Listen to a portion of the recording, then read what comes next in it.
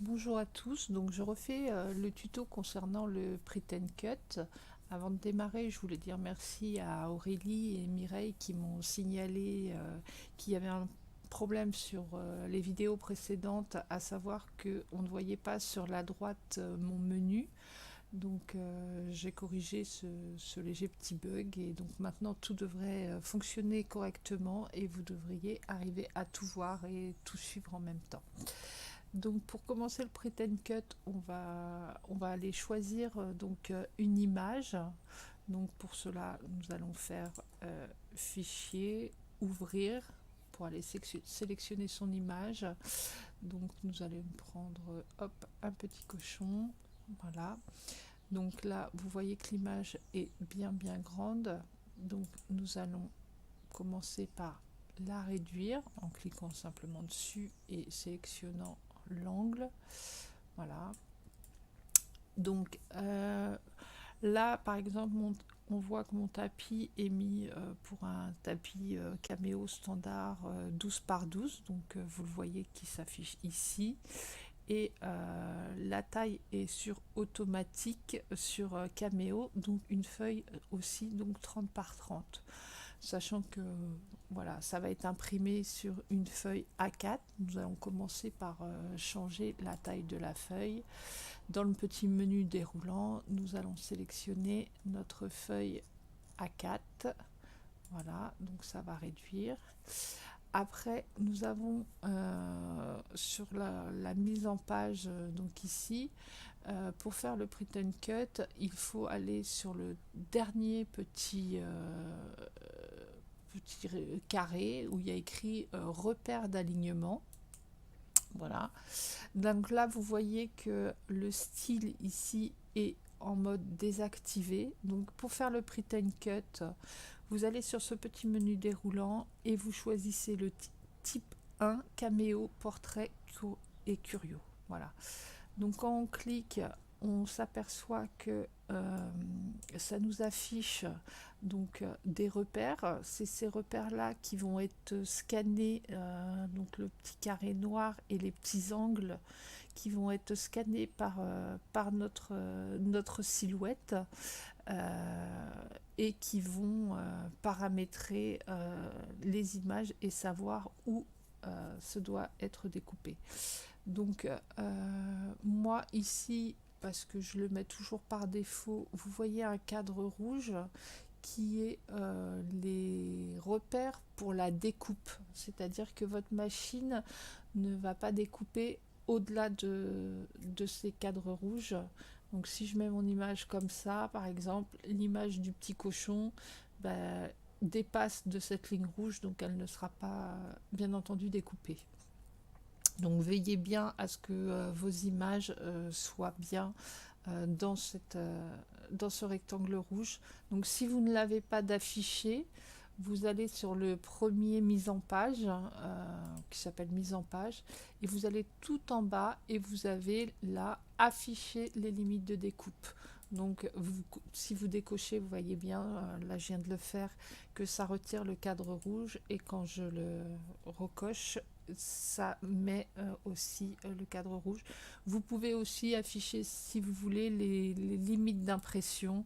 Donc vous voyez que par exemple votre feuille elle peut imprimer jusqu'ici, hein, mais en aucun cas ça nous est utile dans le print and cut, puisque si vous mettez votre image comme ça, elle ne sera pas découpée par la silhouette, vu que le cadre rouge est plus petit que le cadre gris d'impression.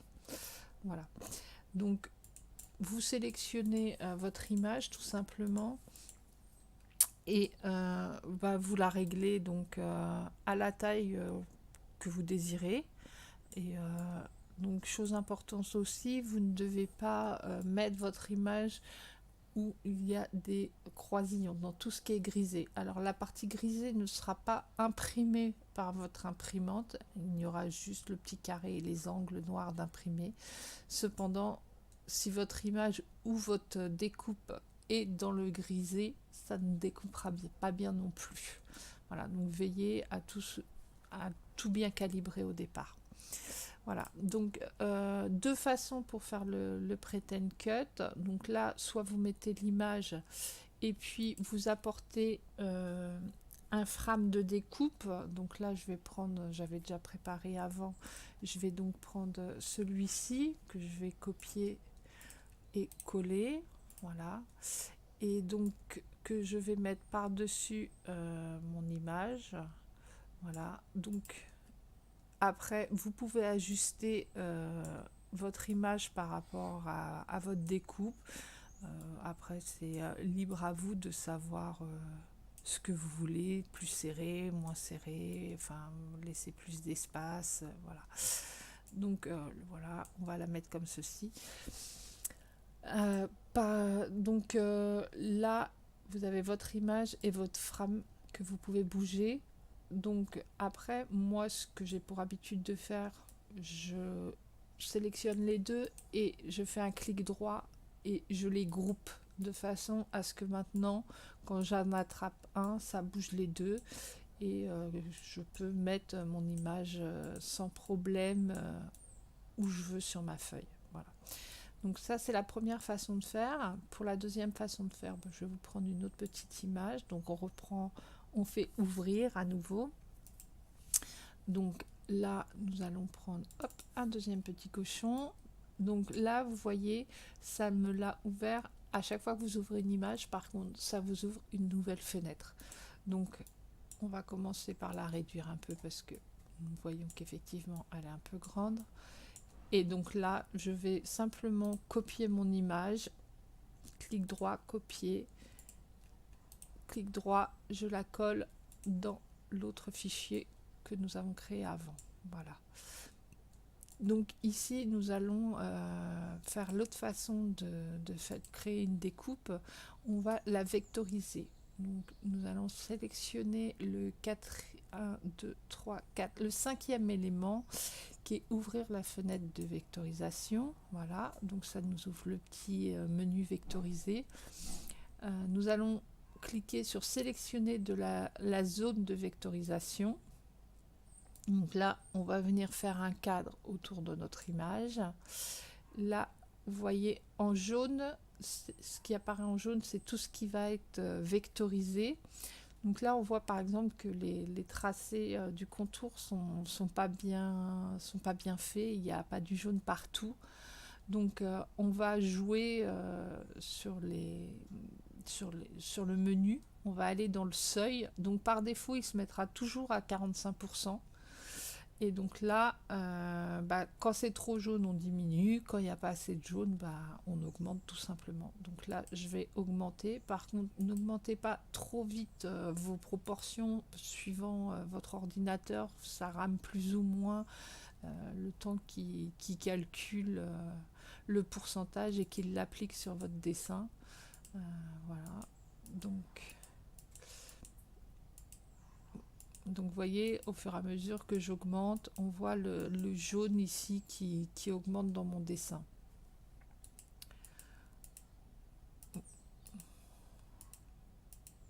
Donc là, j'augmente pas mal. Je dois avouer. Voilà. Donc là, on est bien. Donc tout en bas, vous avez trois options pour style de tracé pour vectoriser. Vous avez vectoriser. Donc si vous cliquez sur le premier, ça va vous vectoriser tout ce qui est en jaune. Donc là, dans le Pretend Cut, c'est pas ce qui nous intéresse. Nous, là, ce qui nous intéresse, c'est juste de découper le contour de notre image. Donc on va prendre la seconde option qui est vectoriser le contour extérieur. Voilà, donc vous le faites, ça l'applique. Donc là, je décale mon image pour que vous voyez bien que ça a bien fait le tour du petit cochon. Donc par précaution, je fais éditer, annuler, déplacer le polygone. Hop, ça me remet tout de suite mon image en place. Voilà. Maintenant, soit vous découpez comme ça et ça va vous découper à ras votre petit cochon. Dans ce cas-là, vous faites comme tout à l'heure. Par contre, prudence, vous sélectionnez les deux cadres et vous faites clic droit et vous les groupez. Moi, personnellement, j'aime pas trop couper à ras. Donc en général, je sélectionne. Donc vous voyez, là c'est la sélection du dessin, ce cadre-là. Et en plus petit, vous avez... voilà, donc des fois, il faut s'y reprendre à plusieurs fois pour bien cliquer. Là, j'ai cliqué, le cadre est plus petit car c'est le cadre de vectorisation. Donc moi, je veux laisser une petite marge parce que personnellement, je trouve ça plus joli. Donc je vais aller sur l'étoile qui est tout en haut, où il y a marqué décaler la forme sélectionnée. Il vous suffit juste de cliquer dessus et hop, par magie, voilà, ça nous a fait une petite marge autour. Maintenant, attention, groupez pas tout de suite, parce que si vous groupez tout de suite vos vectorisations, vous n'avez pas encore retiré celle qui est à ras. Dans ce cas-là, si vous lancez comme ça va vous faire 2 découpes et votre découpe sera donc à ras. Donc il faut resélectionner le petit cadre. Alors c'est pas toujours facile. Voilà, vous le sortez du champ et vous faites clic droit et vous le supprimez. Voilà, donc maintenant il ne reste plus que mon image avec la petite marge que je vais grouper ensemble de façon à pouvoir bouger mon image où je veux. Et l'avantage d'avoir groupé les deux ensemble, c'est que là, vous pouvez agrandir et rétrécir vos images sans problème. Les proportions que vous avez choisies vont être gardées. Alors que si, je vais vous montrer, si je dégroupe et que voilà, je sélectionne et que j'agrandis, et qu'est-ce qui se passe? Voilà, vous voyez, mon image ne correspond plus à ma vectorisation. Donc là, pour rétablir, je vais annuler et ça me remet correctement. Et là, je regroupe mon image. Voilà. Après, il est rien de plus simple. Vous placez donc vos images, vous remplissez votre page comme vous voulez. Vous lancez l'impression à partir d'ici, fichier, imprimer, et vous lancez imprimer. Bon, moi là, je ne vais pas le faire parce que j'en ai pas l'utilité. Une fois que vous avez imprimé votre feuille, vous la placez comme il faut sur votre tapis de transport. Ensuite, vous allez aller dans Envoyer. Attention à ne plus rien déplacer sur votre feuille, car la machine est toute bête. Elle va se calibrer par rapport à ce que vous lui avez mis ici. Donc le cochon, si vous l'avez imprimé là et qu'après vous dites ah mince, je le déplace, je le mets ici, je veux que ce soit découpé ici, la machine ne le prendra pas en compte puisque votre cochon lui aura été imprimé ici sur votre feuille en fait. Donc vous allez avoir soit votre cochon qui va être ici et ne sera pas découpé parce que vous aurez renvoyé, donc la découpe va se faire ici et vous aurez le cochon là, donc vous aurez une simple découpe sans l'image dedans. Donc il est très important, une fois que vous avez lancé l'impression, de ne plus toucher à cette fenêtre, de ne plus toucher à vos motifs, de les laisser où ils sont exactement. Voilà, même si vous les bougez de quelques millimètres, votre découpe va bouger aussi de quelques millimètres. Donc surtout ne touchez plus à rien au niveau graphique. Voilà. Après, vous lancez comme d'habitude, vous sélectionnez votre matériel, votre action, voilà, découper votre lame, donc en fonction de votre version, si vous avez une lame automatique ou la lame silhouette normale, enfin voilà. Et puis tout simplement, vous faites envoyer. Dernière chose importante, il y a un capot sur la Cameo, et il n'est pas là pour faire joli. Il est là tout simplement que le scanner de la Cameo est très capricieux. C'est un petit scanner et il ne scanne que les zones que je vous ai indiquées. Il ne va pas scanner votre image. Donc, s'il y a trop de luminosité, il ne va pas arriver à bien scanner. Donc, avant de lancer, assurez-vous de bien avoir abaissé votre capot, car sinon vous risquez d'avoir une erreur.